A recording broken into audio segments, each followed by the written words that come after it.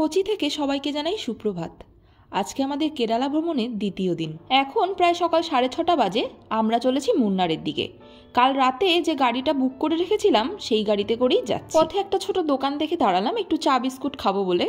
পেট ভরে ব্রেকফাস্ট এখন করব না, সেটা একটু বাদে করব। সম্পূর্ণ কেরালা ঘুরে আসার পর একটা জিনিস আমি খুব ভালো বুঝলাম যে এখানে প্রায় সব দোকানেই চা কফিটা খুব ভালো বানায়। আমার দুধ চা খাওয়ার অভ্যেস সেভাবে নেই, তবে এখানে চায়ের স্বাদটা আমার এত ভালো লেগেছে বেশ কয়েকবার করেই খেয়েছি। এবার রাস্তার ধারে প্রাকৃতিক সৌন্দর্য দেখতে দেখতে এগিয়ে যাওয়া আর সমতল ছেড়ে পাহাড়ি রাস্তায় ওঠা। তবে একেবারে পাহাড়ি রাস্তায় ওঠার আগেই আমাদের ড্রাইভার দাদা বলেছিল ব্রেকফাস্ট সেরে নিতে। সেই দাদাই তার চেনা জানা একটা রেস্টুরেন্ট থেকে আমাদের ব্রেকফাস্ট সেরে নেওয়ার কথা বললো, কারণ এরপর থেকে পাহাড়ি রাস্তা শুরু, সেভাবে খাবার দোকান আর কোথাও পাওয়া যায়। এটা ছিল সম্পূর্ণ ভেজিটেরিয়ান একটা রেস্টুরেন্ট। আর আমরা নিয়েছিলাম 2 প্লেট মশালা ধোসা, 1 প্লেট ইডলি। আর আমি যেহেতু সাউথ ইন্ডিয়ান খাবার খুব একটা পছন্দ করি না, তাই একটু কিউরিসিটি বশত এই অনিয়ন উত্থাপমটা অর্ডার করেছিলাম। তবে জেনুইনলি এটার টেস্ট আমার দারুণ লেগেছে। শুধু উত্থাপম বলে নয়, আমি ইডলি আর ধোসাও একটু করে টেস্ট করেছি, সেটারও স্বাদ কিন্তু অসাধারণ ছিল। খাওয়া দাওয়া শেষ করে এবার আমরা সোজা চলে যাব মুন্নারের দিকে। এখান থেকে পাহাড়ি রাস্তাও শুরু হয়ে গেল। একটু একটু করে পাহাড়গুলো চোখে আসছে। কেন জানি না আমার নর্থ বেঙ্গলের মতন খানিকটা ফিল আসছিল। পথে একটা ওয়াটারফলস ছিল, কিন্তু ওয়েদারটা খারাপ বলে যেটা গাড়ি থেকে কিছুই দেখা যাচ্ছিল না।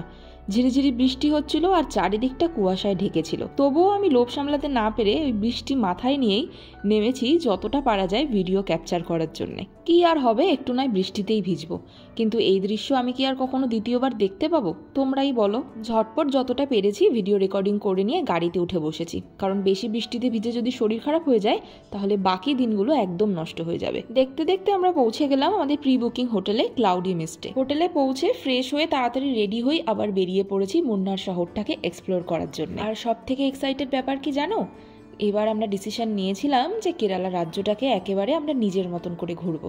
কারণ তোমাদের তো প্রথমেই বলেছি যে এবার আমরা কিন্তু কোনো ট্রাভেল এজেন্ট নেইনি, সম্পূর্ণ নিজেরাই ঘুরেছি। তাই লোকাল বাস, ট্রেন, অটো সব রকমের এক্সপিরিয়েন্সগুলোকে নেওয়ার চেষ্টা করেছি। আসলে নতুন কোনো একটা রাজ্যে গেলে সেই রাজ্যের মানুষ কিভাবে থাকে, কি খাওয়া দাওয়া করে, কিভাবে তারা এক জায়গা থেকে আরেক জায়গায় যাতায়াত করে, এই সমস্ত জিনিসগুলো না আমার জানার ভীষণ কিউরিসিটি। সবটা হয়তো এই কয়দিনে জানা সম্ভব না, যেটুকুই জানতে পারি সেটাই বেশ আনন্দ লাগে। তাদের লোকাল ভাষাগুলোকে হা করে শুনি, কিছুই হয়তো বুঝতে পারি না, কিন্তু শুনতে তো বেশ মজা লাগে। আমরা যে হোটেলে ছিলাম সেই হোটেলের একদম সামনের থেকে একটা বাস ধরে চলে এসেছিলাম মুন্নার টাউনে। সেখান থেকে একটা অটো রিজার্ভ করেছি। সেই অটোতে করেই এবার যাব এরাভিকুলাম ন্যাশনাল পার্কে। আরও অনেকগুলো স্পট আমাদের দেখার ইচ্ছে ছিল, কিন্তু ওয়েদারটা ভালো ছিল না বলে সবকটা স্পট আর দেখতে পারিনি। যাই হোক, অটো আমাদের পার্কের সামনে নামিয়ে দিয়ে ফিরে গেলেন এবং বললেন যে সে 3 ঘন্টা মতন ওয়েট করবে। যদি এর থেকে বেশি আমরা লেট করি তাহলে পার ঘন্টায় 100 টাকা করে চার্জেস বাড়াতে হবে। এরপর আমরা পার্কের এন্ট্রি টিকিট কেটে নিলাম, যেটার প্রাইস ছিল পার হেড 200 টাকা করে। তোমরা হয়তো একটু লক্ষ্য করলেই দেখতে পাবে যে টিকিটের লাইনে ই টিকিটিং বলে একটা কথা লেখা ছিল। এখানে না বেশিরভাগই টাকা পয়সা সব অনলাইনে লেনদেন হয়, ক্যাশ টাকা অনেকে নিতেই চায় না। টিকিট কেটে লাইনে দাঁড়িয়ে বেশ অনেকক্ষণ পর আমরা উঠে পড়লাম বাসে। এই বাসে আমাদের নিয়ে যাবে একটা নির্দিষ্ট স্পট অবধি, তারপর সেখান থেকে আমরা পায়ে হেঁটে ঘুরে দেখব এরাভিকুলাম ন্যাশনাল পার্ক। এই বাসগুলো পার্কের ভেতরের বাস, এর জন্য আলাদা করে টিকিট কাটতে হয় না। পার্কে ঢোকার এন্ট্রি টিকিটের সঙ্গে এই টিকিট ইনক্লুড থাকে। বাসে করে যেতে যেতে চারিদিকের যা দৃশ্য দেখলাম, চোখ আমার এখানেই আটকে গেছে। বাস নির্দিষ্ট স্থানে এসে নামিয়ে দিয়ে গেল, এবার এখান থেকে বাকিটা পায়ে হেঁটে দেখতে হবে।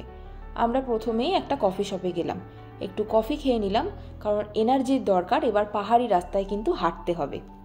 আর ওই যা বললাম, এখানে সবই অনলাইন। একটা 20 টাকার জলের বোতলও যদি কিনতে হয় সেটাও অনলাইনেই পেমেন্ট করতে হচ্ছে। এবার চলো পার্কটা ঘুরে দেখা যাক।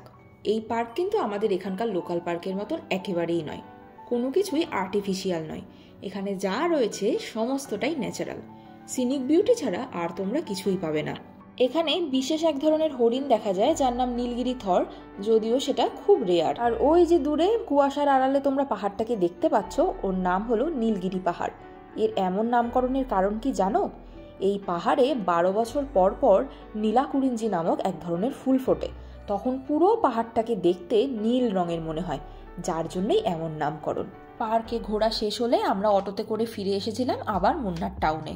খিদে পেয়ে গেছে, লাঞ্চের টাইমও ওভার হয়ে গেছে, বিকেলবেলায় লাঞ্চ করতে বসেছি। অনেকক্ষণ ধরে মেনু কার্ড নিয়ে ঘাটাঘাটি করলাম, কি খাবো বুঝতে না পেরে শেষে ভাবলাম এখানকার চিকেন বিরিয়ানিটা ট্রাই করে দেখা যাক। তবে আমরা যারা কলকাতা স্টাইলের বিরিয়ানি খেয়ে অভ্যস্ত তাদের কাছে এই বিরিয়ানির টেস্ট একটুও ভালো লাগবে না। তাই একটা আইসক্রিম খেয়ে মুখে স্বাদ এনে সন্ধ্যা অবধি মুন্নার টাউনে ঘোরাঘুরি করে লোকাল বাসে চড়ে ফিরে আসলাম আমাদের হোটেলে। তোমাদের সাথে আবার দেখা হচ্ছে কালকের ব্লগে।